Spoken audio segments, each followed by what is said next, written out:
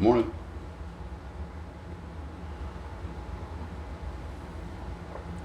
Well, first off, I want to apologize for the music in last night's video. I ran a little experiment, just tried to play some music in the background, but of course I totally forgot that the speaker was 3 feet from the microphone and I was 10 feet from it, so shan't do that again.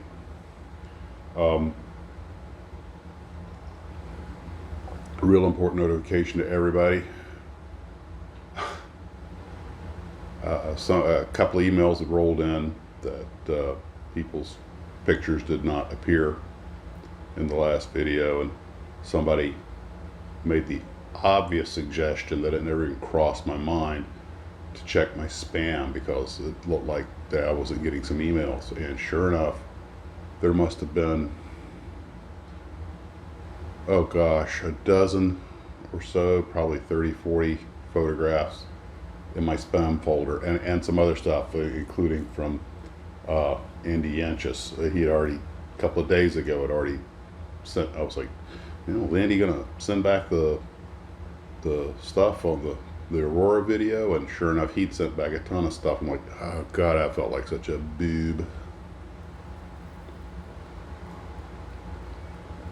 So I was up until 2 or 3 in the morning going through the whole spam folder. You don't appreciate how much spam you've got until you really go through your spam folder. I deleted over 800 old junk emails, and oh well. Anyway, so there we have that. And if TD should happen to see this, found a couple of years in there, I will email you guys back today. I'm still catching up on them. But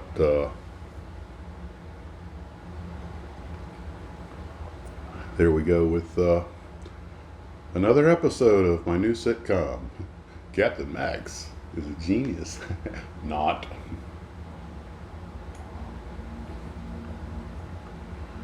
Well, let's see. Hopefully we'll get to going on the swordfish today and finish off the Jolly Green, and just work in the shed, usual stuff. Oh, so much model building to do. The more I think about it, for those of you who build dioramas, I think that would make a real nice segment in the next video if we get enough stuff. And one other thing is, of course, I got to photograph from different angles, because remember, just a little position on the camera has a big impact on how something's represented and how the picture can be used. And I had thought about maybe if you guys were like to, this would not apply so much to dioramas, although it could, but more to like model airplanes or kaiju or something, that if you put them in against a green screen, not like red, well anyway, and maybe I could take the photos and chroma key out the background and make some sort of a little humorous narrative, tell a story or something like that. And I might make a neat little project do with my own models, just since I have the green screen stuff set up, just sort of kind of like a storyboard they do in the movies. And let's see. Well, that's pretty much that for that.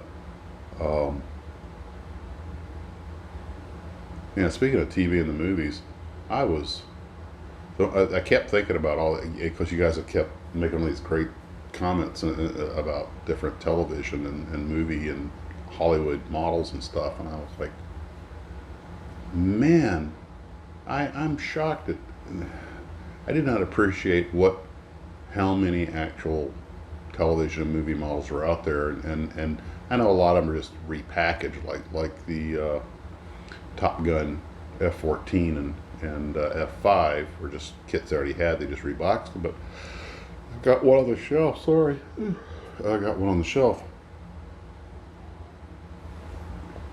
And gosh, there were just about, when you think about it, just about every television show that's, I can think about the Sea View, but just about every television show, especially sci-fi that's ever been made, um, has had models made of it. And well, that's why a lot of you guys built Aurora kits, because they did a ton of that stuff. And I did have something I thought also. It doesn't have to be built, but if you have like any rare kits, because somebody sent me a picture of it's still in the box, but it's Imai, the Japanese company Imai Batmobile. I'm like, I'll look around, but that's got to be pretty rare, I would think. I really haven't researched it. So hopefully I'll get some voice recording done today, because since Andy Anchus got back to me, I just want to give him a chance to reproof what the script I put together. That guy knows so much cool stuff about how, Aurora used to operate. And I'm thinking about calling it Aurora, a peek behind the curtain. And we have, getting back to the Hollywood kits though, or the movie kits and everything, or the rare kits. Both of those, I wonder what, I know the ITC kits, especially ones like their Thor missile, are super rare. But I'm just wondering what I bet you guys have some pretty wild stuff in your stash. Sometimes you look at a kit and you don't even think it's rare. Ever since eBay came out, though, I've noticed that kits have gotten more expensive, and I think it's just been largely over the past 5 years. I can remember about 10 years ago looking at kits like the old Aurora Jet Commander. I built that thing as a kid, paying $1.25. I think I was like shocked I had to pay $1.25 for it. And now, I used to see them on eBay for $5 to $10, and now, add a zero.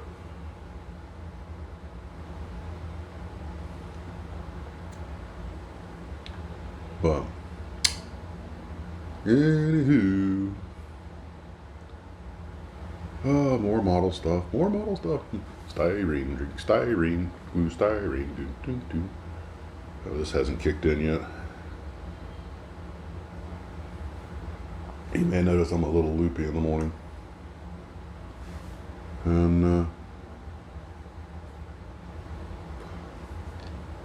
what is your favorite television kit? Mine, well, I'm almost inclined to say the original Enterprise, because I've built so many of them. But then I probably built almost as many Klingon battle cruisers. But just because you get them doesn't necessarily make it your favorite. There may be the one that holds a special place in your heart. For me, I'm going to go with the original series, Enterprise. So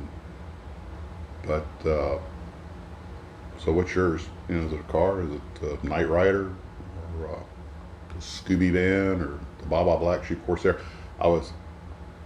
As I suspected, a lot of you guys commented that you had the Baba Black Sheep Corsair.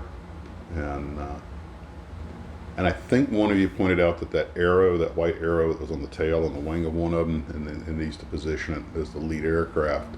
I believe you said it was off the Bunker Hill, which makes sense. And completely unrelated, I remember years ago finding a photograph of a couple of Corsairs. Now, you have to remember, we had one of the reasons in America, the American Navy, did perform so well in air operations in World War II, Korea, and so forth, was that most of the aircraft carriers were common type, which made things work a lot better. For example, Yorktown and Essex class in World War II, and then later on the Midways and everything. Well, a couple of Corsairs, I think they landed on the Boxer, or they were from the Boxer, and they landed, there were multiple carriers, so they trapped on the wrong one, which when you think they looked identical, isn't shocking. And I suppose when you're trying to get an airplane low on fuel on a carrier deck, you're not really reading the numbers on it, you're just trying to land. So these two officers landed their Corsairs in the Korean War on the wrong carrier, and I showed them the next day trying to scrub off all the graffiti because that night the crew had some fun with it.